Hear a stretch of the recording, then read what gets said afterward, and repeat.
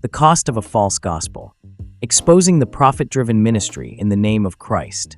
Today, during my walk, I found myself engaged in a candid conversation with a pastor, though I won't mention his name. What struck me was how often his words cloaked a desire for building a personal dynasty under the guise of kingdom expansion.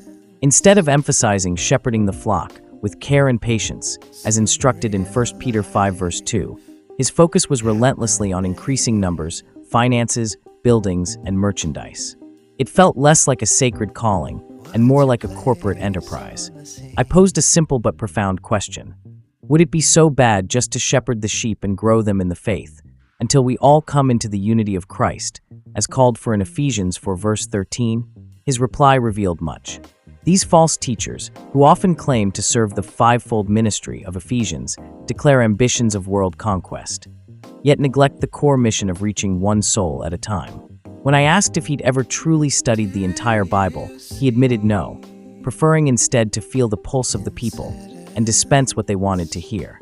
His logic was that believers need to eat and get fat, so they can provide for the kingdom, often coupled with vague promises of wealth and prosperity, blending life coaching with kingdom principles. All this, he proclaimed, to make believers wealthy for the kingdom. This echoes the troubling warning in 2 Timothy 4 verses 3-4. For the time will come when they will not endure sound doctrine, but after their own lusts shall they heap to themselves teachers, having itching ears. Jokingly, I said, "You're a CEO dressed in a pastor's robe," to which he responded, "Yes, I am." I pressed further. "If you're a CEO, then who are your stockholders?" He answered plainly, "The people, by sowing their seeds into the ministry, they support my work to provide an abundant life for my family." I then challenged him with a biblical analogy. If I plant a seed in my garden, I expect the harvest to come from that same seed. Why then would sowing into the church yield harvest somewhere else? His response: "That money belongs to me. I encourage people to get better jobs and pray, so they can give more, basically, so I can pay my stockholders."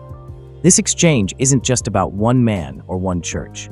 It's a reflection of a troubling trend: ministries catering to worldly dreams, wrapped in spiritual language, all to create a commercialized gospel that profits the pastor, not the souls of the people. Romans 16 verse 17 warns us directly.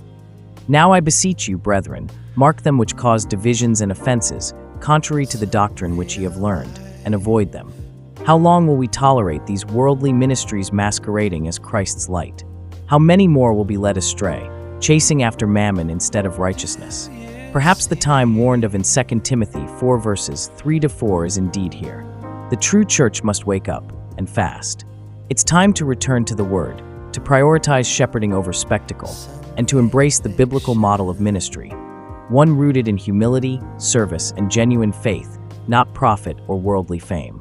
It's time to ask ourselves, when will we stand against the greed and compromise that threaten to quench the Spirit's true work? When will the church reclaim its purpose? To lead souls to Christ, not to build kingdoms of gold and earthly treasure. Pastor James Sutton 2.